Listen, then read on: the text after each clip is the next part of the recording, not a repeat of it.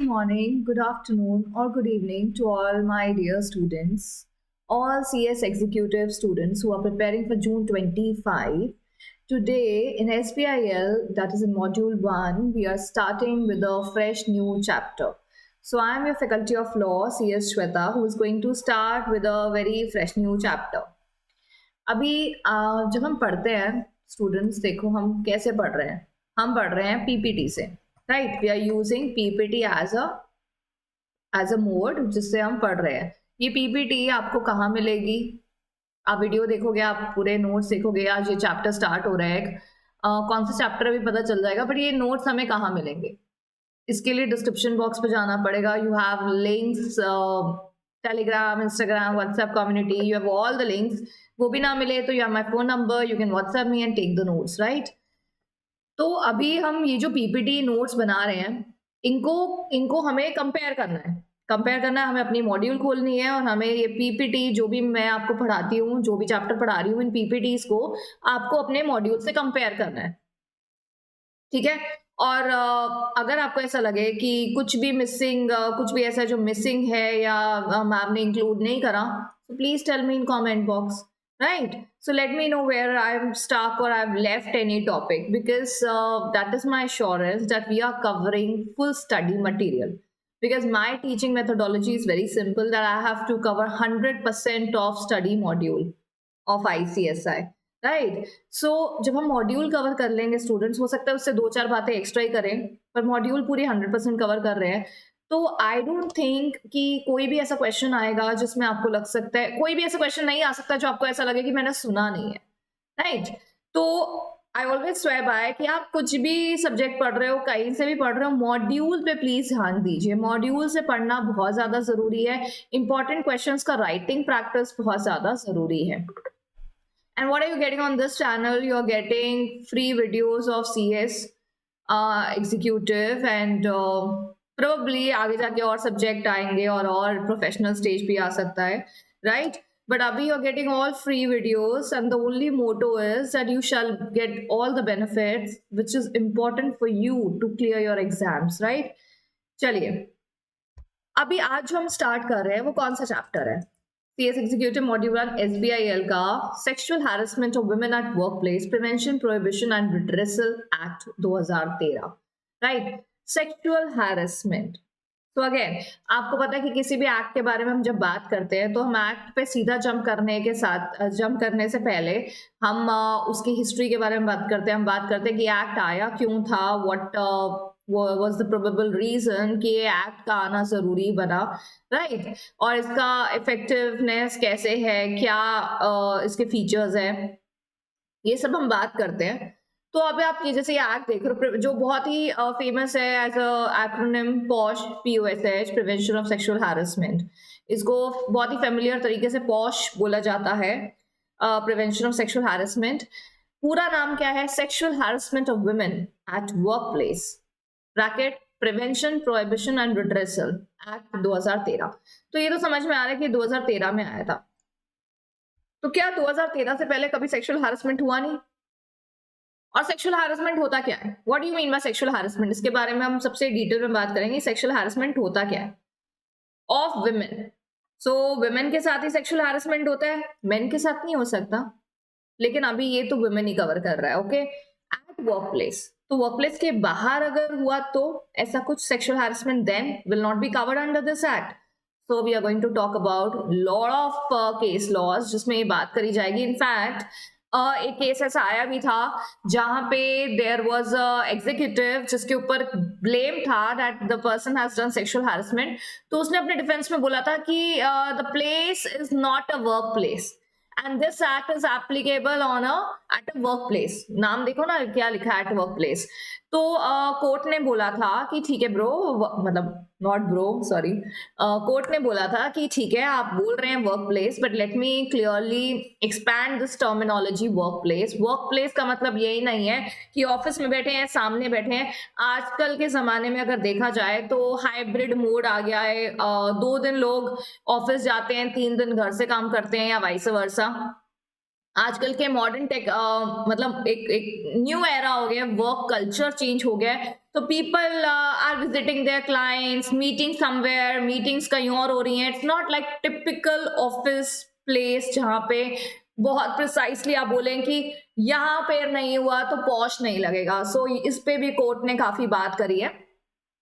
तो हम लोग काफी बहुत बात करने वाले हैं about posh. Prevention of Sexual Harassment. The act name is Sexual Harassment of Women at Workplace Prevention, Prohibition and Redressal Act 2013. So let's talk about each of the term one by one. Sexual harassment क्या होता है, workplace में क्या क्या आते हैं, तो हम definitions में बात करेंगे ही करेंगे. Let's talk little about the history of this act, where and how and why this act came into force. Sexual harassment of women in workplace is of a serious concern. Yes, of course, it is a very serious concern. Why? Because it is affecting the humanity on the whole. अच्छा, एक बात बताओ. Being a woman, if you feel that there is a sexual harassment or अभी अगर देखा जाए ना, sexual harassment की डेफिनेशन में क्या क्या आता है वो तो हम बात करेंगे ही करेंगे. But there is a feeling which only a woman can feel at a workplace. That is a feeling of unsafe, insecure environment. There are something that cannot be expressed, but you being a woman may feel that okay, I am not feeling right about somebody's around me. Somebody's stare is not right. Okay, so that person, that particular stare of a person can make you feel unsafe at your workplace. So that also covered under sexual harassment. So basically, harassment is not only the physical abuse or physical touch. It is more than that, right? And why this act came into force? Because you being a woman at workplace and pursuing women to initiating a women to work out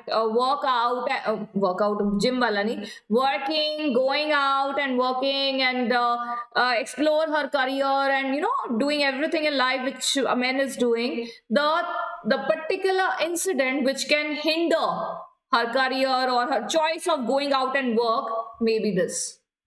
Right? Abhi, there's a person, there's a lady, she's not feeling safe at workplace. She might not tell anybody at her home क्योंकि पता है कि घर पे वैसे ही बड़ी मुश्किल से भेजा गया है काम पे. ऐसे केस भी देखे गए हैं. तो but she is not able to work also at workplace because of these sexual harassment. Right? Then what do women need to do? What do women need to do? क्या कर सकते हैं? आजकल तो पॉश की ट्रेनिंग भी दी जाती है. पॉश के बारे में अवेयरनेस के लिए भी कॉर्पोरेट में काफी एक प्रोविजन होता है कि एजुकेट करा जाए women about their rights under posh.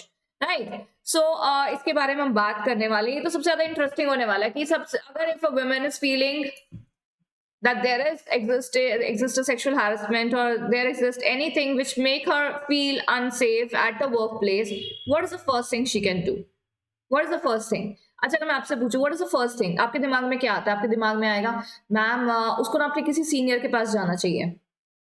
Senior he involve हो तो उससे सीनियर के पास जाना चाहिए. अगर सबसे ज्यादा सीनियर ही इन्वॉल्व हो तो पता नहीं मैम, फिर सीधा कोर्ट चले जाना चाहिए. तो पूरा प्रोसीजर है इसमें, वो बात करेंगे हम, which is I guess very important and that can come in exam. But before that हमें उस तक पहुंचने से पहले कुछ बेसिक बातें करनी पड़ेगी. इंपॉर्टेंट केस लॉ बात करना पड़ेगा एंड बेसिक डेफिनेशंस बात करनी पड़ेंगी. सो let's talk about them. It cannot be construed to be a narrow sense as it may include sexual advances, verbal, physical harassment of sexual nature. कह रहे हैं कि sexual harassment जो है बहुत ही गलत सीरियस है और सीरियस नेचर का है, वो तो ऊपर बात करी. साथ में कह रहे हैं नारो नहीं हो सकता. कोई एक चीज को आप नहीं बोल सकते कि यही सेक्सुअल हैरेसमेंट है. It includes lot of things, right? और जो विक्टिम है जिसके साथ हुआ है वो बहुत ही साइकोलॉजिकल और हेल्थ इफेक्ट को भी फेस कर सकता है. साइकोलॉजिकल मीन्स अब आपके साथ कुछ गलत हो रहा है तो आप एक psychologically, mentally you not feeling right, you not feeling safe, right? And health effects like stress, depression, anxiety, shame, guilt and maybe so on. Okay. अभी सेक्सुअल हैरेसमेंट के पीछे मतलब बच्चों को कभी क्वेश्चन आता है कि ma'am why law needs to initiate. ये एक बार मुझसे बहुत पहले किसी ने, एक बच्चे ने क्वेश्चन पूछा था कि why law needs to initiate. Yeah, there is a act, okay, it's a very good act, but why law needs to initiate? If there is somebody, some women जिनको ये face हो रहा है, why can't she raise her voice? Raising voice against somebody who's senior is again a problem, right? Anybody, सबसे ज्यादा जो इन cases में देखा जाता है, इवन जब केस रिपोर्ट भी होता है उसके बाद भी देखा जाता है, लॉट ऑफ टाइम बहुत सारे केसेस रिपोर्ट भी नहीं होते because some women may feel guilt, जैसे यहाँ पे बात हो रही है गिल्ट, शेम, एंजाइटी कि everybody is going to question, everybody will isolate me, अगर मैं अपने कलीग के अगेंस्ट कंप्लेन करूँ so my boss, my employer may terminate my employment, कुछ भी कॉन्सिक्वेंसेस हो सकते हैं जिनके बारे में सोच के शायद कंप्लेन कमिटी तक पहुंचती तक नहीं है, right? So but this is very important that you make this initiative, you may make this step and do the necessary complaints so that the things don't get repeat. तभी तो law का फायदा होगा. अभी गवर्नमेंट ने तो law बना दिया, ठीक है, अब उसको अगर इफेक्टिवली आपको चाहते हैं कि आपको लॉ का और अपने राइट्स एनफोर्स करने का मौका मिले तो somebody has to raise the voice, right? चलिए तो बात करते हैं सेक्सुअल हैरेसमेंट की. India's first legislation specifically addressing the issue of workplace sexual harassment. अच्छा, एनीवे अगर कोई सेक्सुअल हैरेसमेंट हो रहा है, सड़क पे चलते हुए हो रहा है या कोई और XYZ पर्सन आपके साथ कुछ गलत कर रहा है तो वो कहाँ जाएगा? वो आईपीसी में आएगा. आईपीसी भी डिफाइन करता है सेक्सुअल हैरेसमेंट को, ठीक है. पॉश में भी है, but POSH is like specifically as a law for women that is who is working at a who is facing sexual harassment at a work place, right. उसके बाद POSH act was enacted by the Ministry of Women and Child Development India in 2013. So Ministry of Women and Child Development. So अगर आपको कौन सी ministry ने पास करा है posh act? Ministry of child and women and child development.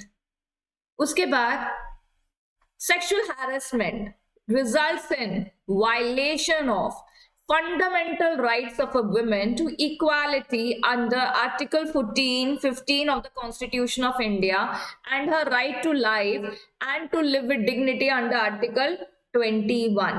So अभी अगर हमें बात करी जाए सेक्सुअल हैरेसमेंट की तो ये 3 आर्टिकल याद रखिए इंडियन कॉन्स्टिट्यूशन के, 14, 15, 21.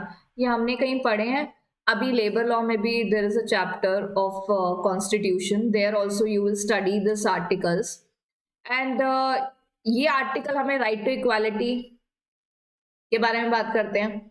Right of person at work place, right to free, right to live life, ठीक है. अभी जब एक पर्सन है उसके साथ कुछ गलत हो रहा है, that person is not able to pursue her right, तो ये कहीं ना कहीं कॉन्स्टिट्यूशन के इन आर्टिकल्स को वायलेट कर रहा है. इक्वालिटी आपके साथ नहीं हो रहा बिकॉज आपको ऐसा सिचुएशन फेस करना पड़ रहा है वर्क प्लेस पे.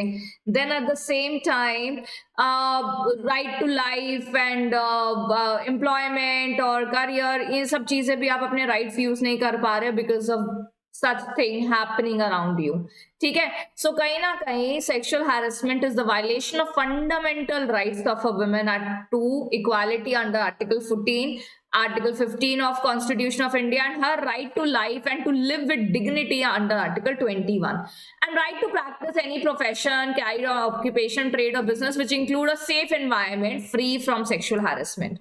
तो कह रहे हैं कि ये 14, 15, 21 बिल्कुल वायलेट होते हैं फंडामेंटल राइट्स एक वुमेन के. सो कहीं ना कहीं अभी जैसे बोलते हैं ना equal pay for equal work, ये भी आपने एक आर्टिकल सुना है कॉन्स्टिट्यूशन में, equal pay for equal work. इसका कौन सा लेजिस्लेशन है जो इस आर्टिकल को सपोर्ट करता है? इक्वल रेम्यूनरेशन एक्ट, ठीक है. सो वैसे ही कहीं ना कहीं ये जो एक क्या बोलो आप सेक्सुअल हैरेसमेंट है, ये चीज एक वुमेन के फंडामेंटल राइट्स को वायलेट करते हैं. कौन कौन से राइट को? 14, 15 एंड 21, राइट. चलिए, 14 right to equality, 15 right to live life, 21 is talking about free trade and occupation. तो पर्सन नहीं कर पा रहा ना जब उसके साथ ये सब चीजें हो रही हैं वर्क प्लेस पे, ठीक है. तो हमें ये तो समझ में आया कि पॉश एक्ट कर क्या रहा है, मतलब पॉश एक्ट का मकसद क्या है. What is work place sexual harassment? Work place sexual harassment is sexual unwelcome and the experience is subjective. तो अभी क्या है ना, देखो अब एक पर्सन ने, मिस्टर ए ने एक कलीग को कुछ बोला, और that women colleague knows that the intention of the person is not wrong. अब कोई तीसरा इंसान सुने, उसको गलत लग रहा है, लेकिन जिसको बोला गया वो उसने कहा नहीं नहीं, आई नो दिस पर्सन, वो ऐसे ही बोलते हैं, ये आप समझिए। तो ये चीज ना बड़ी सब्जेक्टिव इशू भी हो जाती है। what is happening to one person may not be acceptable by the other person। ठीक है, तो अभी अभी कोई चीज सेक्सुअल हैरेसमेंट है या नहीं है, ये 2-3 बातों पे निर्भर होता है। एक तो कहीं ना कहीं वो सेक्सुअल चीज से जुड़ी हो, अनवेलकम होनी चाहिए। ठीक है, something that is unwelcome is definitely falling under the definition of sexual harassment. Then it is a subjective issue also. It may be accepted by one person but may not be accepted by the other person. It is the impact, not the intent that matters, and it almost always occur in a matrix of power. Right ये तो देखा ही जाता है कि sexual harassment में कोई बोले आपको मैंने तो ऐसे ही बोल दिया था, मेरी इंटेंशन ऐसी नहीं थी, इंटेंशन नहीं, there is something that impact really affects, और उसके हिसाब से इसको नापा जाता है कि ये हैरेसमेंट था या नहीं। एक चीज और है, जैसे आपने सुना भी होगा that women says like on the top कि अगर एक लेडी ने बोल दिया है कि हाँ आई फेल्ट इट, चाहे सामने वाला बोले no I never had that intention to do that, मेरा इंटेंशन नहीं था, but women has said it, she felt it will be considered. वो बात को बहुत ही ज्यादा इंपॉर्टेंस दी जाती है। राइट अब आप बोलोगे मैम इस पे भी एक चर्चा हो जाएगी आपकी, कोई बोलेगा मैम ये तो गलत है ये सही है, बट ऐसा नहीं है, सही गलत तो डिस्कशन बात की है, लेकिन अभी सेक्सुअल हैरेसमेंट की बात हो रही है, सेक्सुअल हैरेसमेंट वुमेन के साथ हो रहा है, सो वुमेन का जो से है उसको एक कंसिडरेशन ज्यादा दिया जाता है। Impact at workplace is far reaching and is an injury to equal right of women. So women has to decide कि उनके साथ गलत हुआ है, and इसका compensation या इसका क्या एक far reaching impact होता है women पे, वो भी देखा जाता है to consider it to be a sexual harassment. Workplace sexual harassment has not only created an insecure and hostile working environment for women, but also impedes their ability to deliver in today's competing world, of course. अब आप बोलोगे देखो posh पहले क्यों नहीं आया, क्यों posh 2013 में आया, हमारे इंडियन कॉन्ट्रैक्ट की तरह 1872 में क्यों नहीं आया, 1930 में क्यों नहीं आया, हमारे कमर्शियल लॉज की तरह और भी इतने सारे कानून हम पढ़ते हैं, तो अभी क्यों 2013 में क्यों आया? ऑफ कोर्स इसके पीछे एक बहुत बड़ा केस लॉ है, लेकिन आप ये भी समझिए वुमेन एट वर्क प्लेस, आपने कुछ समय पहले ज्यादा सुना भी, मतलब आपने सुना ही होगा, मतलब what I'm trying to say is that if I have to talk about my दादी, राइट शी नेवर, उनके एरा में वुमेन एट वर्क प्लेस देखी नहीं जाती थी, जब देखी नहीं जाती थी तो सेक्सुअल हैरेसमेंट कैसे होगा? ठीक है, दूसरी बात women of my moms era, उसमें भी I would not say that everybody is going out for work, yes working women start concept हो गया था, बट इतना नहीं। Right now I talk about women of my era and future women. Now ladies are like, I would say most of the ladies are working, co-working, working business में, organized sector में, unorganized sector में, या freelancing or whatever, they are working. You hear a lot of women working nowadays equal to men, shoulder and shoulder, but at the same time, but they are not able to compete because of these issues. है ना, अब ये issues हो जाएंगे तो इंसान एक तो एम्बैरस हो जाएगा, दूसरा आप शायद उस चीज के लिए आगे बढ़ो ही ना। ठीक है, तो बहुत सारे फैक्टर्स होते हैं, अभी depends from person to person also.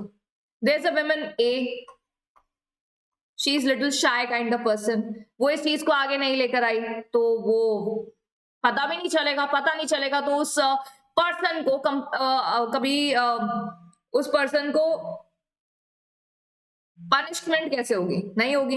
Right, there is a person B, there is a woman B, अब इनका जो नेचर है वो थोड़ा राउडी नेचर है, नो फ्रॉम दिल्ली गर्ल, तो अब ये तो इनको तो कंप्लेन की जरूरत नहीं है, इनका तो एक हल्ला हुई बहुत ज्यादा हो जाता है। मतलब मेरी बात समझिए, तो सेक्सुअल हैरेसमेंट जैसी चीज को थोड़ा सब्जेक्टिव भी हो जाता है, डिपेंड भी करता है फ्रॉम पर्सन टू पर्सन कि वो रिएक्ट कैसे करते हैं।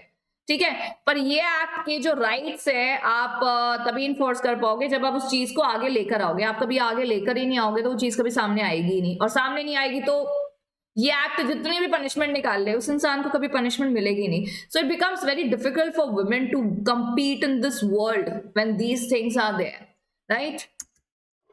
Apart from interfering with their performance at work, it also adversely affects their social, economic growth, puts them to physical and emotional suffering, definitely.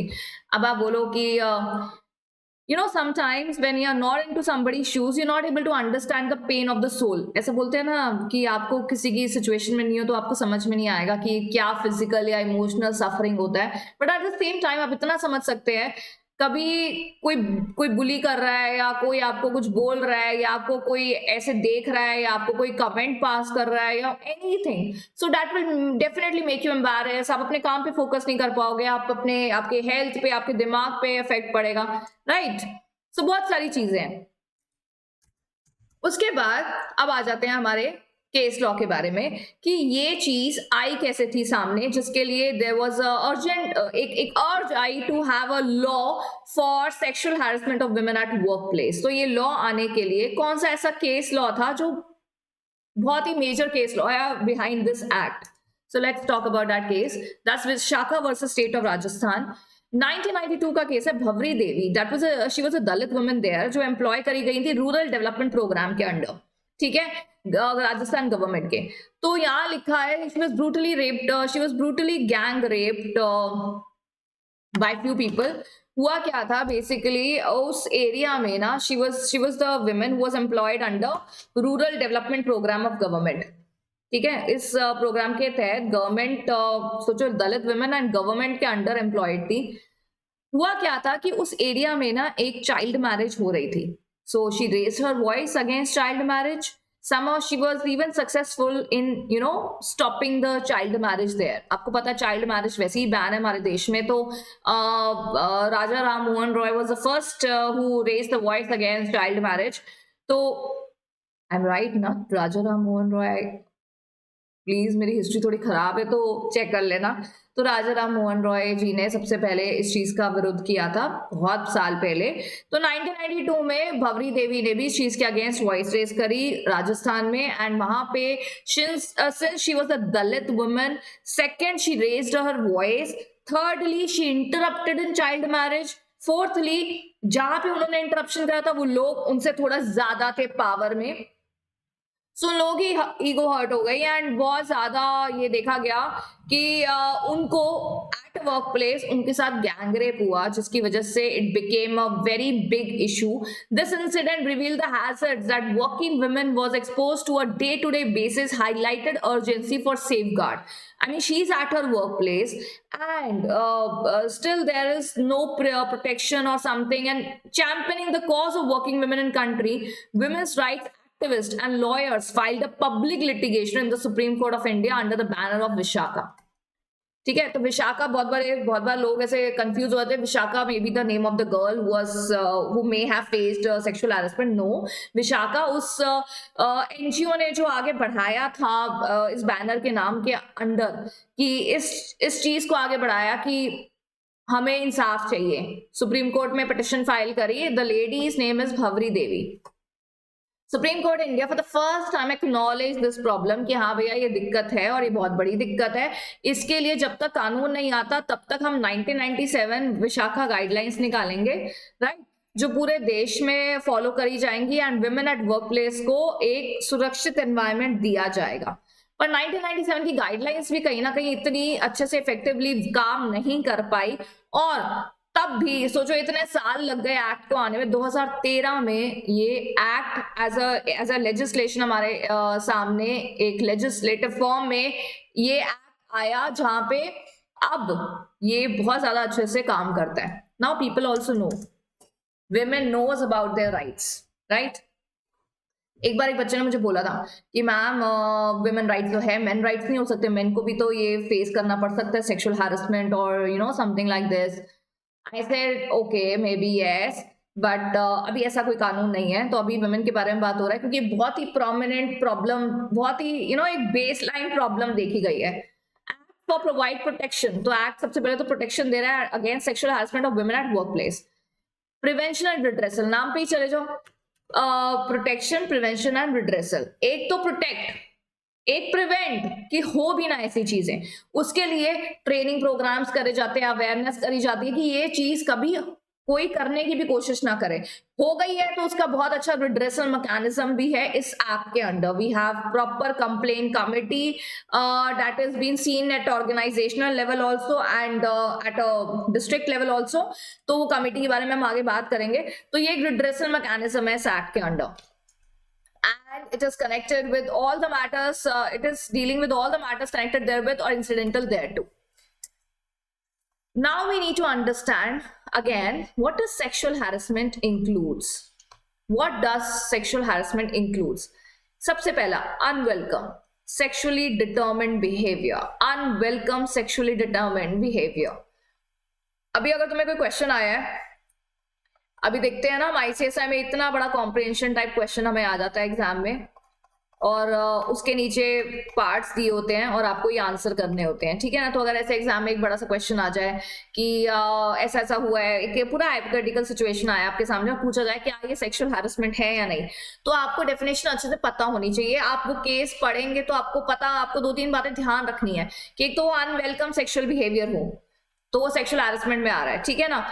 whether directly or by implication, as कोई physical contact करने की कोशिश करा जा रहा है, physically touch करने की कोशिश कर रहे हैं, दैट इज समथिंग, और वो भी अनवेलकमिंग बिहेवियर है जिसमें फिजिकल टच आ रहा है. Demand for request for sexual favours, अगर ये जनरली देखा जाता है when there is a person at in power, right. वो पर्सन अपने कलीग या अपने जो उनके जो अंडर है पर्सन, विमेन, वर्किंग विमेन, उनको कोई फेवर लेने की कोशिश करें as being at a power कि भाई तुम्हारी जॉब चली जाएगी, यू हैव टू फेवर मांगा जाए, तो that comes under sexual harassment. Sexually coloured remarks, कुछ भी ऐसे कॉमेंट करना which is making the other person feel unsafe, making the other person not feeling secure, making the other person not feeling at a correct place. तो अगर ऐसा कोई भी remark या कोई भी ऐसा कोई भी comment अगर पास होगा, so that also considered as sexual harassment. Showing pornography, again that shall be unwelcome. Somebody is not interested but the person is in this action, तो फिर that will be sexual harassment. Any other unwelcome physical, verbal, non-verbal conduct of sexual nature, that may be any sign, verbal, non-verbal, directly, indirectly, physical, may not be physical, touch, physical touch नहीं है लेकिन फिर भी कोई sign ऐसा या कुछ ऐसा, रिमार्क, कोई कमेंट, वो सब सेक्सुअल हैरेसमेंट में आएगा, राइट. उसके बाद the act has defined what constitutes sexual harassment under section 2N, and under section 3 has further widened the definition of sexual harassment by providing that any following circumstances related to sexual harassment may also amount to sexual harassment. तो यहाँ कह रहे हैं कि जो आपने अभी पीछे पढ़ा वो तो है ही है सेक्सुअल हैरेसमेंट में, उसके अलावा भी अगर there is a person, there is a woman who is not feeling secure, sometimes you get a feeling that you're not secure, maybe somebody is looking at you, a stare. अभी देखो यहाँ stare तो नहीं लिखा, ठीक है, stare तो नहीं लिखा कि कोई इंसान तुम्हें घूर रहा है, कोई तुम्हें ऐसे देख रहा है, चाहे उसने 1 मिनट देखा पर आपको अनसेफ लगा, will come under sexual harassment.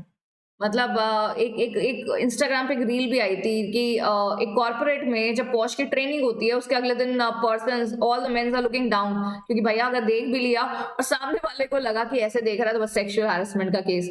तो वो तो एनीवे फन वे रील थी कोई, but what I am trying to say is कि लॉ कह रहा है कि इसके अलावा भी अगर कोई ऐसी चीज है, कुछ ऐसे सर्कमस्टांसेस हैं जो सेक्सुअल हैरेसमेंट की तरफ जाते हैं, वो भी डेफिनेशन में आ जाएगा. जैसे implied or explicit promise of preferential treatment in the victim's employment. अगर आप कोई भी ऐसा कोई प्रेफरेंशियल ट्रीटमेंट कर रहे हो, प्रेफरेंशियल ट्रीटमेंट समझ रहे हैं, मतलब suppose there is a person, he is employer, उसके एम्प्लॉय है, उसको बहुत प्रेफरेंस दे रहे हैं, तारीफ कर रहे हैं, और अभी देखो अब आप ये बोलोगे मैम क्या पता है उनकी इंटेंशन ठीक हो, that person may have a good intention. You can't just say ना कि सामने वाले के दिमाग में क्या चल रहा है, but still कुछ ऐसे behaviors भी person को make the women feel that there may exist sexual harassment in future. Implied or explicit threat of detrimental treatment in the victim's employment. So there may be a treatment by a person to the women in a way which is detrimental, which may make the women feel that yes, this kind of treatment may lead to sexual harassment. Implied or explicit threat about victims' present or future employment status. That you want your job now, you want to continue, right? Then you always need to listen to me. कोई इंसान ऐसे comment करे. So the other person, the women sitting, may have that feeling of again that this particular action may lead to sexual harassment. Interferes with victims. Acha, who is victim? I have read 2-3 points, and who is victim? Victim is the aggrieved person who is saying कि मेरे साथ ऐसा हुआ है, right? Victim interferes with the victim work or creating an intimidating or offensive or hostile work environment for her. What does that mean? It means that there's a women working at your workplace, at a workplace, and the employer or the person senior is creating an environment.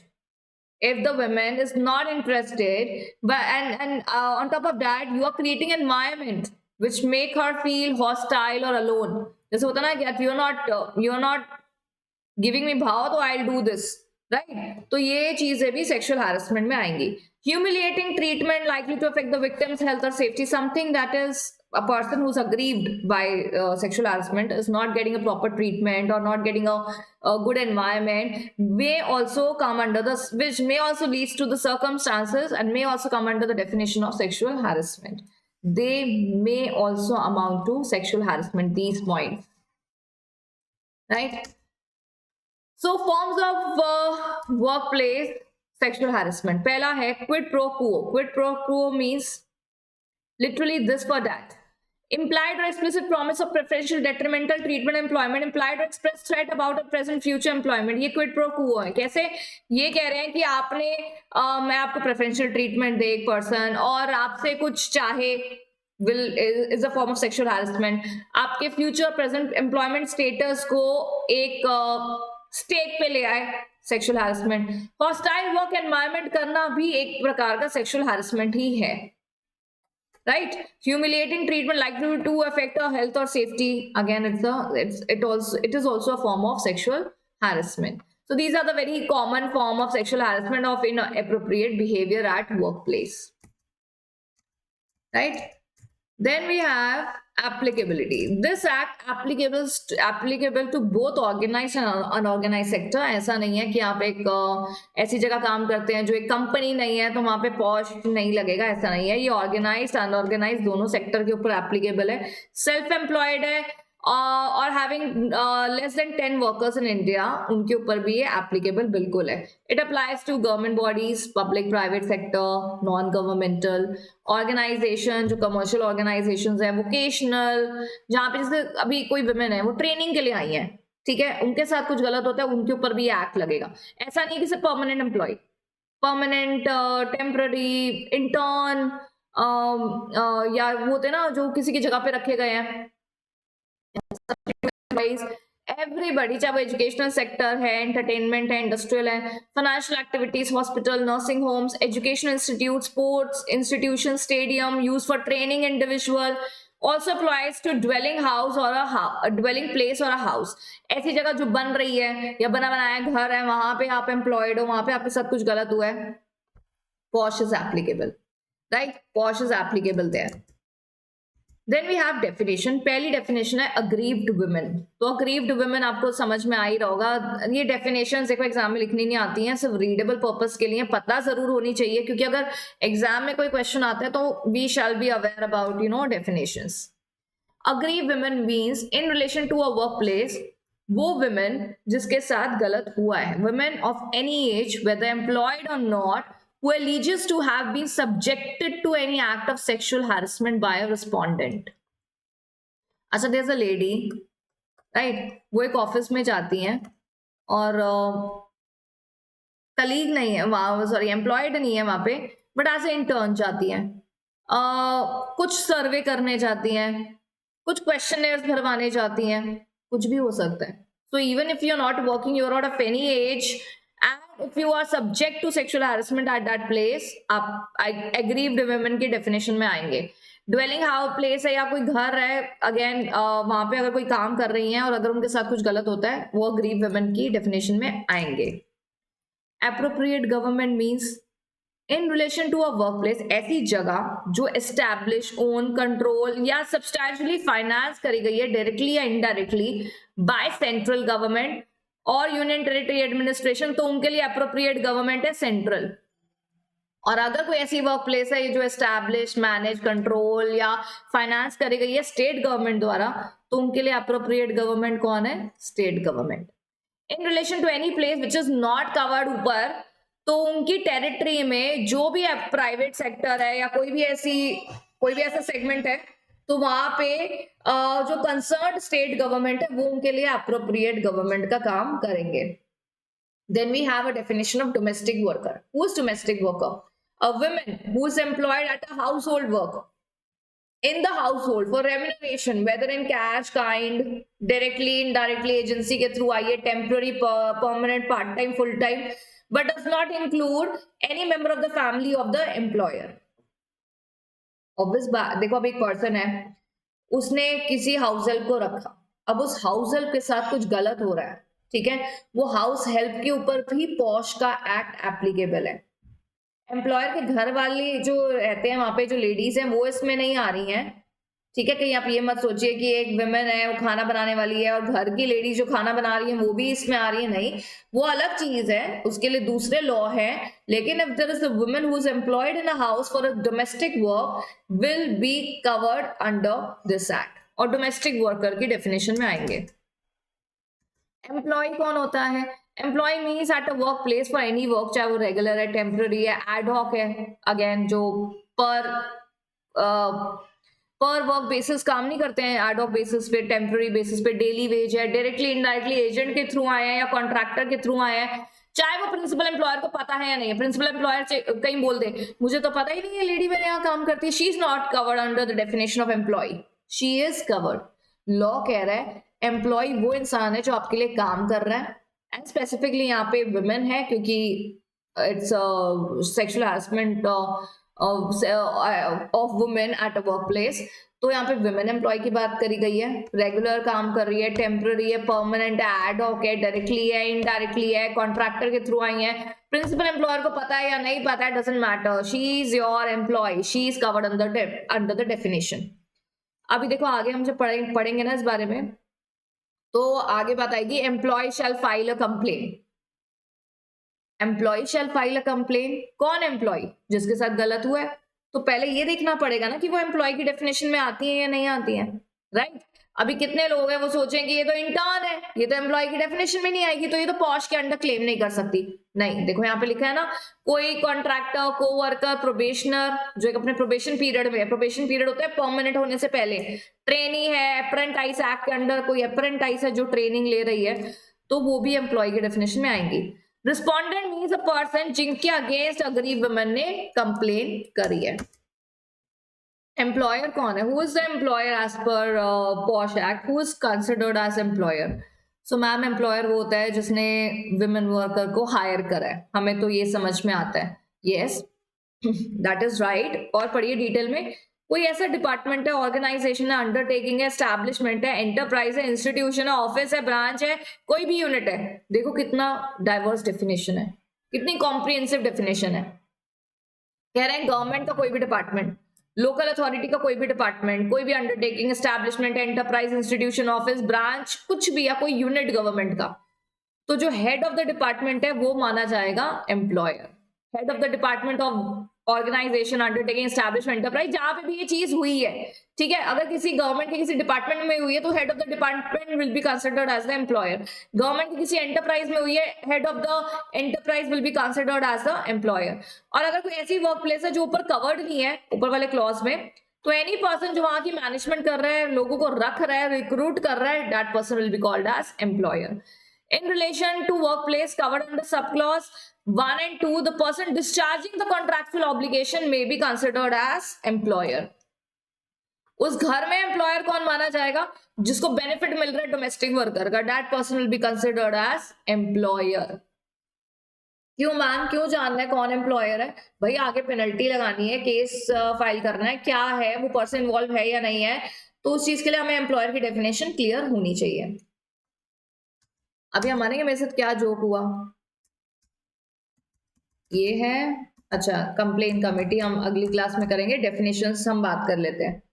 आपको पता है जब हम video record करते हैं ना, so we have a green curtain behind us, ठीक है, जिसकी वजह से एडिट करके वीडियो आती है. अभी जो मेरा जो इतना बड़ा ट्राइपॉड है उसके पीछे ग्रीन कर्टन है. मैंने जब क्लास रिकॉर्ड करी ना, तो क्या हुआ, पहले 10 मिनट मैंने बोला, यही वाली क्लास अभी पॉश का जब मैं रिकॉर्ड कर रही थी, कि कर्टन मेरे ऊपर गिर गया. क्या फनी वीडियो है. सोचो मैं पढ़ा रही हूँ, पीछे का बैकग्राउंड, कर्टन गिर गया मेरे ऊपर पढ़ाते पढ़ाते. पता नहीं कौन सी क्या क्या वो ट्राइपॉड का मतलब मैंने चेयर पीछे करी तो वो बाई चांस वो ट्राइपॉड. ऐसा फनी चीजें हो जाती है मेरे साथ. कभी एक बार मैंने बताया ना, पूरी क्लास रिकॉर्ड कर ली, रिकॉर्डिंग का बटन ही ऑन नहीं है, एंड 1 घंटा मैं बस अपने आप से बातें कर रही थी, मैं और मेरा laptop, you know. So I just hate those things. वही वाली चीजें जो तुम्हारे साथ हुई है लैपटॉप चार्जर वाली, कहीं निकलना चार्जर लगाया हुआ है, और बिल्कुल मेरे साथ बहुत बार हुआ है, मतलब बहुत बार. मतलब जब मैं जैसे होता है ना, सुबह जल्दी जल्दी चार्जिंग लगाया एंड नहाने चले गए, और अब जाना है, क्लास लेनी है, इंपॉर्टेंट कैब आ गई है, and all of the sudden I am looking at my phone, charging तो हुआ ही नहीं, 3% रह गया. मतलब ऐसी चीजों में बड़ा गुस्सा नहीं आता कि भगवान सुबह सुबह हम ही मिले हैं पागल बनाने के लिए, लाइक दैट, यू नो. अभी जैसे अभी आई वेंट टू महाकुंभ, तो बहुत बहुत इनक्रेडिबल एक्सपीरियंस था. एक चीज हुई मेरे साथ, बोट वाले ने बोला कि सब उतर जाएंगे, मुझे बोला एंड में उतरना आप. पता नहीं उसको क्या लगा कि शायद मैं बोट गेट दूंगी सबको, तो उसने पकड़ लिया. जब मेरे को पकड़ने की बात ही पता नहीं कहाँ पीछे चला गया. उस टाइम ना ऑल ऑफ सडन थोड़ी भीड़ हो गई. अब मानेंगे नहीं, कैसे मैं बच के आई हूँ मुझे पता है, और मेरे हाथ में बैग्स, मतलब very pathetic. And I was like, I am calling my husband, hello I am there, excuse me, and मतलब शेकी है, बोर्ड ऐसे ऐसे हो रही है. बस मैंने कहा बस मैं तो गई, अब बोर्ड मेरे, मैं डूब जाऊंगी यहीं पे. मतलब there was a life jacket, but still ना, मतलब I got really scared, but was a very incredible experience. And I find myself very lucky to be there, and it was very seamless journey. बिल्कुल भी ऐसा hassle नहीं था, but यही थोड़ा सा adventure हो गया था बस मेरे साथ. Anyway, Section 2O workplace includes, workplace में क्या क्या आता है? Any department, organization, undertaking, establishment, कोई enterprise है, institution है, office है, branch है, unit है, which is established, owned, controlled, or wholly or substantially financed by funds provided directly or indirectly by appropriate government. तो वो भी वर्कप्लेस के डेफिनेशन में आएगा, चाहे वो establishment, department, enterprise, institution, office, branch, government ने क्यों ना फाइनेंस करे, वो गवर्नमेंट को कंट्रोल कर रही है या पूरा कंट्रोल कर रही है, पार्शियल कंट्रोल कर रही है, लोकल अथॉरिटी कंट्रोल कर रही है, तो वो वर्कप्लेस के डेफिनेशन में आएगा. Private sector organisation, private venture, undertaking, enterprise, institution, establishment, again which are non-governmental unit or service provide carrying on commercial, professional, vocational, educational services. मतलब कह रहे हैं प्राइवेट सेक्टर में, चाहे वो कोई एंटरप्राइज है, इंस्टीट्यूशन है, ब्रांच है, चाहे वो हेल्थ सर्विस दे रहा है, इंडस्ट्रियल सर्विस दे रहा है, कमर्शियल, एंटरटेनमेंट, कोई भी प्रकार की सर्विस दे रहा है, वो भी वर्कप्लेस में आएगा. हॉस्पिटल, नर्सिंग होम भी वर्कप्लेस में आएंगे. Any sport institute, stadium, sport complex, competition game, चाहे रेसिडेंशियल है या ट्रेनिंग पर्पस के लिए, वो भी वर्कप्लेस में आएगा. कोई भी ऐसी जगह जहां पे एम्प्लॉय गए हैं during the course of employment, वही जैसे मैंने आपको केस बताया, वो इंसान कह रहा है कि वो रिस्पोंडेंट है, रिस्पोंडेंट समझ गए ना, अभी डेफिनेशन में पढ़ा है जिसके अगेंस्ट केस हुआ है, वो कह रहा है मैं तो वर्कप्लेस पे था ही नहीं, ये तो वर्कप्लेस पे थी ही नहीं, ये कैसे बोल सकती है, पॉश का केस लग रहा है. सो अगर ड्यूरिंग दैट बिजनेस आवर्स या ड्यूरिंग द एम्प्लॉयमेंट पीरियड अगर आप कहीं विजिट भी करे हो, वो भी वर्कप्लेस में आएगा. ड्वेलिंग प्लेस और हाउस भी वर्कप्लेस में आएगा. अनऑर्गेनाइज सेक्टर कौन सा होता है? वो वर्कप्लेस एक एंटरप्राइज द्वारा ओन करी गई है, या सेल्फ एम्प्लॉयड है, जहां पे वर्कर्स प्रोडक्शन कर रहे हैं, सेल ऑफ गुड्स कर रहे हैं, आप किसी प्रकार की भी सर्विस दे रहे हैं, जहां पे जो enterprise employees worker, the number of workers less than 10, तो वो माना जाएगा अनऑर्गेनाइज सेक्टर है। ठीक है, मतलब छोटी सी जगह है, वहां पे 4 लोग रखे हैं और वो काम कर रहे हैं, तो अनऑर्गेनाइज सेक्टर में माना जाएगा। ऑर्गेनाइज सेक्टर यूजुअली 10 से ऊपर, आपने बहुत सारे एक्ट में डेफिनेशंस पढ़ी होंगी कि नंबर ऑफ वर्कर 10 से ऊपर है तो ये एक्ट लग रहा है, सो वो ऑर्गेनाइज सेक्टर में आ जाता है। Unorganised sector is usually the place where number of workers who are employed are less than 10, right? तो अनऑर्गेनाइज सेक्टर भी के ऊपर भी एक्ट लगता है। तो पहले आपको अनऑर्गेनाइज सेक्टर की डेफिनेशन बता रहे हैं कि अनऑर्गेनाइज सेक्टर होता क्या है, right? Then we have complaint committee. Complaint committee, अभी देखो क्योंकि इतनी बातें हमने कर ली कि पॉश क्यों बना था, कौन सा केस लॉ है जो पॉश के बनने के पीछे कारण है, कैसे बना पॉश, पॉश की डेफिनेशंस हमने सारी कर ली। अब मेन मुद्दा यही आता है कि अगर किसी के साथ सेक्सुअल हैरेसमेंट हो रहा है, जो अग्रीव्ड वुमेन है, वो वो कंप्लेन फाइल करेंगी किसके अगेंस्ट? जिसने उनके साथ सेक्सुअल हैरेसमेंट करा है, वो क्या कहलाए जाते हैं? Respondent. The women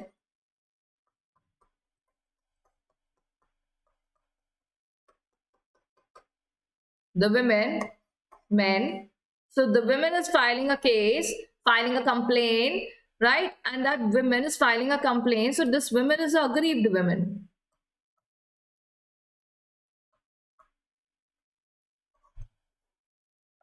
And this man is a respondent, जिसके अगेंस्ट कंप्लेन हुई है। ठीक है ना? तो अब ये कंप्लेन करेंगी कहाँ? कितने प्रकार की कंप्लेन कमेटी है और कंप्लेन कमेटी कैसे काम करती है, इसमें कितने मेंबर हैं, कहाँ कंप्लेन जाएगी, वो कंप्लेन प्रोसेस होके आगे का स्टेप क्या होगा, उसका प्रोसीजर क्या है, all this we are going to talk in next class. And next class में हम ये चैप्टर खत्म कर देंगे। अच्छा मैम, इतना बड़ा चैप्टर, अब ये बाकी का चैप्टर एक क्लास में हो जाएगा? यस, चाहे हम लंबी क्लास करें, ये चैप्टर हम नेक्स्ट क्लास में खत्म कर देंगे, right students? So I will see you for today this much, and I'll see you in the next class. Till then, please revise what we have done. Please let me know if there is any problem. Please you can message me if you don't find notes on the Telegram or the WhatsApp community.